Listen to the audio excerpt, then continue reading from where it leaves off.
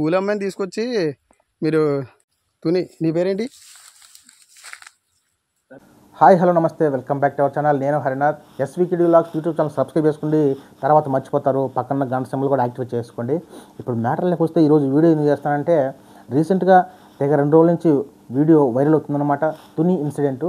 ఒక మైనర్ బాలిక మీద ఒక వృద్ధుడు అత్యాచారానికి ప్రయత్నించి ఆ అమ్మాయిని ఒక తోటలోకి తీసుకెళ్ళి అత్యాచారానికి ప్రయత్నించాడు. సో ఆ విషయాలన్నీ మీకు యూట్యూబ్లోనో ఇన్స్టాగ్రామ్లో చూసే ఉంటారు. దాని గురించి మళ్ళీ నేను వివరంగా చెప్పాల్సిన అవసరం లేదు. సో అక్కడ జరిగిన ఇన్సిడెంట్ గురించి ఈరోజు మాట్లాడతాం. ఇంకొకటి వచ్చేసి, మనం కువైట్లో మన గల్ఫ్ కంట్రీస్లో ఇక్కడికి వచ్చి పిల్లల కోసం వచ్చి ఇక్కడ బతుకుతూ ఉంటాం. సో అక్కడ ఎలాంటి పరిస్థితులు లేనప్పుడు మనం హాస్టల్ అయితే ఎంచుకొని మన పిల్లల్ని అయితే అక్కడ జాయిన్ చేస్తాం, అమ్మాయిలు కానీ అబ్బాయిలు కానీ. అక్కడ పరిస్థితులు ఎలా ఉన్నాయో మనకు తెలియదు అనమాట. ఎందుకంటే చాలా ఏళ్ళ నుంచి ఉంది, గవర్నమెంట్ బాగా చూసుకుంటుంది. అంటే గవర్నమెంట్ ఇక్కడ తప్పు పట్టడం కాదు, ఇవి ఈ గవర్నమెంట్ కానీ పాత గవర్నమెంట్ కానీ ముందుగా ఎప్పటి నుంచో ఉన్నాయన్నమాట ఈ గురుకుల పాఠశాలలు. సో ఇక్కడ ఎవరిని అనాల్సిన అవసరం లేదు, గవర్నమెంట్ తిట్టాల్సిన పని లేదు. అక్కడున్న సిబ్బందిని కూడా కొంచెం ఎక్స్క్యూజ్ చేసే పరిస్థితి కూడా ఏర్పడింది. సో మ్యాటర్లోకి వస్తే, ఒకవేళ ఈ ఇన్సిడెంట్ మీకు తెలియకుండా ఉంటే నేను చెప్తానన్నమాట. తునిలో ఒక కౌన్సిలర్ అయితే ఒక వృద్ధుడు, ఒక స్టేజ్లో ఉన్న వ్యక్తి గురుకుల పాఠశాలలో ఉన్న ఒక అమ్మాయిని, మైనర్ బాలికని బయట తీసుకెళ్ళటం, ఆ అమ్మాయి మీద అత్యాచారానికి ప్రయత్నించడం. సో ఒక తోటలోకి అయితే తీసుకెళ్ళినప్పుడు అక్కడ తోటలో యొక్క యజమాని ఇలా బిహేవియర్ చూసేసి అతనికి డౌట్ వచ్చేసి వీడియో తీయడం అయితే మొదలుపెట్టాడు. వీడియోలో మీరు క్షుణ్ణంగా పరిశీలిస్తే, ఇక్కడ మీరు ఏం చేస్తున్నారంటే, ఇమలా పలానా తునిలో నేను కౌన్సిలర్గా ఉన్నాను అంటే, ఈ అమ్మాయి ఇక్కడ ఎందుకు తీసుకెళ్తుంది, బయటికి వెళ్ళి పక్కకి ఎందుకు తీసుకెళ్ళి అక్కడ నువ్వు ఎందుకు వెళ్తున్నావు అని చెప్పి అతను అడిగాడు. అడిగిన తర్వాత, ఇక్కడ అమ్మాయి బాత్రూమ్ వస్తుంది అని చెప్పి ఆ అమ్మాయి బాత్రూమ్ కోసం వెళ్తుంది, అందుకే నేను పక్కన భయపడుతుందని చెప్పి చెప్తున్నాడు. సో ఆ అమ్మాయి బాత్రూమ్కే వెళ్ళింది. ఆ అమ్మాయి బాత్రూమ్కే వెళ్తే, ఆ అమ్మాయి బాత్రూమ్కి వెళ్ళినప్పుడు ఆ అమ్మాయి కూర్చొని నేరుగా వచ్చేస్తుంది. సో ఇతను దగ్గరికి ఎందుకు వెళ్ళాడు. అలాగే అమ్మాయి బట్టలు, అంటే బాత్రూమ్కి వెళ్ళినప్పుడు ప్యాంట్ ఒకసారి తీస్తారు. ఆ అమ్మాయి బట్టలు ఎలా ఉంది, ఇక్కడ వరకు అతని గౌన్ అయితే ఏదైతే ఉందో పూర్తిగా ఇక్కడ వరకు తీసేస్తున్నది. తీసేసి ఇతను ఎవరైతే యజమాని ఉంటారో ఆ యజమాని ఎప్పుడైతే వీడియో స్టార్ట్ చేశాడో అప్పుడు వేసుకుంటుంది అన్నమాట ఆ అమ్మాయి బట్టలు. వీడియోలో బాగా గమనించండి. ఆ అమ్మాయి ఫేస్ అయితే రివీల్ చేయలేదన్నమాట, చేయకూడదు, ఆ అమ్మాయి లైఫ్కి సంబంధించింది కాబట్టి. అతను మంచి పని చేశాడు. ఆ అమ్మాయి ఫేస్ కనిపించకుండా ఓన్లీ బాడీ, ఇతను ఫేసు ఆ అమ్మాయి బాడీ మాత్రం తీశాడు. సో ఆ వీడియో చూసిన యజమానికి అయితే ఒక హ్యాట్స్ ఆఫ్ చెప్పాలి. ఒకవేళ ఈ వీడియో కానీ తీయకుండా ఉంటే ఇలాంటి దారుణాలు ఇంకా జరుగుతూనే ఉండు ఆ అమ్మాయి మీద. ఎందుకంటే స్కూల్లో మనం ఇక్కడ అడిగి చూస్తే, ఇతను వాళ్ళ తాత అని చెప్పి అక్కడ చెప్పాడనమాట. ఇక్కడ తెలిసిన వాళ్ళే మా తాత అని చెప్పి ఆ అమ్మాయి కూడా చెప్పింది. అక్కడ టీచర్స్ ఎవరైతే ఉన్నారో వాళ్ళు కూడా నమ్మే ఈ సంఘటన ఈరోజు జరగలేదు, ఇంతకుముందు 4-5 దఫాలుగా తీసుకొని వెళ్ళాడంట. చూడండి, ఈ ఇన్సిడెంట్ అమ్మాయి టైం బాగుండి బయటపడింది. సో ఇంతకుముందు 4-5 సార్లు తీసుకెళ్ళాడు. సో ఈరోజు కూడా అదే విధంగా తీసుకెళ్ళాడు అని చెప్పి మేము అనుకున్నామని చెప్పి అక్కడ టీచర్స్ అయితే అంటున్నారు.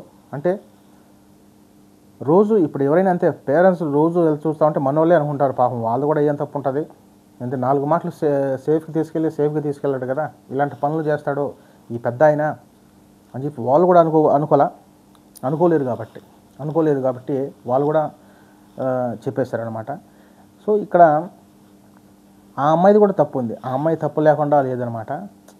ఆ అమ్మాయి తప్పు ఉంది అంటే, ఆ అమ్మాయికి ఇష్టం లేకుండా అతను తీసుకెళ్ళడు. ఆ వయసు అలాంటిదనమాట ఆ అమ్మాయిది. ఒక మెచ్యూర్ అయ్యే స్టేజ్లో ఉంది కాబట్టి బయట అమ్మాయిలు కానీ అబ్బాయిలు కానీ ఎవరైనా సరే ఈ వయసులో ఎలా ఉంటాయి వాళ్ళ కోరికలు, ఎంజాయ్ చేయాలి, బయటికి తిరగాలి, ఈ చదువులు బోరు అనిపిస్తుంది.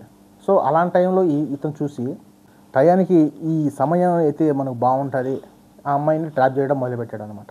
ట్రాపింగ్లో ఆ అమ్మాయికి అడిగింది కొనేయటం, అడిగిన చోటుకు తీసుకెళ్ళటం, లేదు ఒప్పుకోని పక్షంలో మిమ్మల్ని అది చేస్తాం, మీ అమ్మ నాన్ని అది కానీ ఇది అంటారు. ఓకేనా.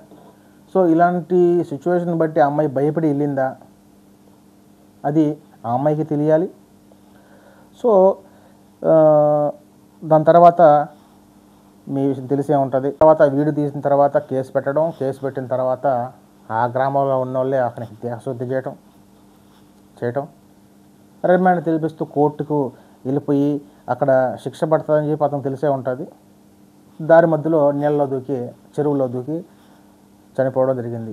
చనిపోవడం కూడా ఎందుకంటే ఇంకా మనకు ఇంకో డౌట్ కూడా ఉంది, పోలీసులు చంపేశారా, అతనే దూకేశాడా అని చెప్పి మళ్ళీ క్వశ్చన్ ఒకటి ఉంది. సో పోలీసులు దూకటం, తోసేయటం అంత రిస్క్ చేయలేని పని. ఎందుకంటే నైట్ టైము అతను పాస్కి వెళ్తానని చెప్పి దిగేసిన తర్వాత దూకేశాడు. ఎందుకంటే అతనికి మైండ్ కూడా ఒకే రోజులో జీవితం మారిపోవడం అంటే ఇదే అన్నమాట. ఎందుకంటే గ్రామంలో ఇలాంటి పరిస్థితి అయితే జరిగింది. పోలీసులు వచ్చేసి కొట్టారు, గ్రామంలో ఉన్న వాళ్ళు కొట్టారు, ఈ కేసులు జరుగుతాయని తెలిసింది. ఈ శిక్ష కూడా ఒకవేళ కోర్టుకి వెళ్తే మామూలు శిక్ష పడదు కూడా అని చెప్పి అతనికి అర్థమైపోయింది. సో అతని మైండ్ ఎందుకో డిస్టర్బ్ అయిపోయింది. ఎందుకు ఇక్కడ ఇంత జరిగి కూడా నేను బతకడం అని చెప్పి అనుకున్నాడు, దూకేస్తాడు. సో కోర్టుకు వెళ్ళక ముందే అతనికి శిక్ష దేవుడే వేసాడని చెప్పి న్యూస్లో కూడా వస్తుంది. ఓకేనా. సో ఒకవేళ ఇలాంటి పరిస్థితి అతను చనిపోకుండా ఉంటే ఇంకా కేసు ముందుకు జరిగిపోయి ఇంకా పరిణామంగా బాధించి శిక్ష వేసేవాళ్ళేమో అని నా అభిప్రాయం. ఓకేనా. ఇప్పుడు ఇంత జరిగి కూడా వీడియో ఏం చేస్తామంటే, మనం ఇక్కడ వాళ్ళ భాగక్షేమాల కోసం ఇక్కడికి వచ్చి బతుకుతూ ఉంటాం. మీరు ఒక స్కూల్లో కానీ ఒక హాస్టల్లో కానీ జాయిన్ చేసేటప్పుడు అమ్మ కానీ నాన్న కానీ ఎవరైనా దగ్గర లేనప్పుడు మనం ఆ చాయిస్ని అయితే ఎంచుకుంటాం అనమాట. ఎందుకంటే గురుకుల పాఠశాలలు ఇప్పటి నుంచి లేవు, ఎప్పటి నుంచో ఉన్నాయి. వాటి మీద నమ్మకం పెట్టుకొని ఫ్రీగా ఫుడ్ వస్తుంది, ఫ్రీగా చదువు ఉంటుంది, యూనిఫామ్ ఇస్తారు, ఎలాంటి బాధలు అయితే ఉండవు అని చెప్పి వాళ్ళని ఒక స్కూల్లో ఇసిపెట్టేసి మనం ఇక్కడికి వచ్చేస్తాం. సో మీరు కూడా ఈసారి ఇప్పుడు నేను ఇక్కడ ఉండేవాళ్ళు ఎలాంటి చర్య తీసుకుంటారంటే, సో మీరేం చేస్తారంటే ఇక్కడున్న లేడీస్ కానీ జెంట్స్ కానీ ఎవరైనా తల్లిదండ్రుల పిల్లలైతే ఎవరైతే ఇండియాలో వదిలిపెట్టేసి ఇక్కడికి వచ్చి బతుకుతుంటారో మీరేం చేస్తారంటే, మా ఆడపిల్లల కోసం ఎవరైనా మా ఫ్యామిలీ మెంబర్స్ అయినా సరే ఒకసారి మాకు ఇన్ఫామ్ చేయండి. అలాగే మా ఆధార్ కార్డులు కానీ ఆ అమ్మాయి ఆధార్ కార్డులు మ్యాచ్ అయితేనే పంపించండి. నానమ్మ వస్తుందా, ఎవరు ఎక్కడ, తాతయ్య వచ్చాడా, ఎవరు ఎక్కడ, సో ఇంకా బ్రదర్స్ ఏమైనా వస్తారా, ఎవరు ఎక్కడ అని చెప్పి ఆధార్ కార్డులో కానీ ఇంకా పూర్తి వివరాలు తెలుసుకున్న తర్వాతే పంపించండి అని చెప్పి మీరు కూడా ఫోర్స్ చేసుకోండి. అలాగే ఇంకొకటి వచ్చేసి గవర్నమెంట్ని అడగాల్సిన విషయం ఏంటంటే, ప్రతి స్కూల్లోనూ గురుకుల పాఠశాలలోనూ సీసీ కెమెరాలు అయితే అడ్వాన్స్డ్గా ఏర్పాటు చేయాలన్నమాట. అప్పుడైతే ఎవరు వచ్చారు, ఎక్కడికి వెళ్ళారు అని చెప్పి ఇలాంటి ఇన్సిడెంట్లు జరగకుండా ఉంటాయి. సో ఇంకొకటి వచ్చేసి గవర్నమెంట్ టీచర్లకు కూడా చాలా భయం పెట్టే పరిస్థితి కూడా ఏర్పడింది కదా. వాళ్ళు కూడా స్ట్రిక్ట్గా ఉంటేనే మన పిల్లలు క్షేమంగా ఉంటారు. విజిటర్స్ ఎవరైనా సండేలు కానీ హాఫ్ డేలు కానీ లీవ్ డేస్లో ఎవరైనా వస్తే ఎవరు ఇతను ఎక్కడ, అబ్బాయిలు వస్తున్నారా అమ్మాయిలు వస్తున్నారా లేకపోతే వాళ్ళ పేరెంట్సే వస్తున్నారా, ఆ అమ్మాయికి నువ్వు ఏమవుతావు, మీ ఇంట్లో ఉండే వ్యక్తి లేకపోతే బయట ఉండే వ్యక్తి అని కనుక్కొని క్షుణ్ణంగా పరిశీలించి తర్వాత పంపించండి అని చెప్పి మీరు కూడా ఇక్కడి నుంచి ఇలాంటి సంఘటనలు జరగకుండా చర్య తీసుకుంటారని చెప్పి ఈ వీడియో చేస్తున్నాను అనమాట. ఎవరైతే గల్ఫ్ కంట్రీస్లో ఉన్నారో ఇలాంటి ప్రయత్నం చేస్తే మన పిల్లలు క్షేమంగా ఉంటారు. ఓకేనా. ఈ వీడియో నచ్చితే సబ్స్క్రైబ్ చేయండి, అలాగే పక్కన గంట సింబల్ కూడా యాక్టివేట్ చేసుకోండి. మీ ఒపీనియన్ ఎలా ఉంటుందో, అలాగే ఇంకా ఏమైనా మార్పులు ఉంటాయో కింద కామెంట్ చేయండి. ఈ వీడియో ఓన్లీ వ్యూస్ కోసమే కాదు, పక్కన ఇలాంటి చర్యలు అయితే జరగకుండా ఉంటాయని చెప్పి ఆశిస్తూ ఈ వీడియో అయితే ముగిస్తాను అన్నమాట. మీకు ఎలాంటి అభిప్రాయం ఉన్నా కింద కామెంట్ చేయండి. ఓకేనా. నెక్స్ట్ వీడియోతో మళ్ళీ వస్తా. అంతవరకు నమస్కారం. జై హింద్.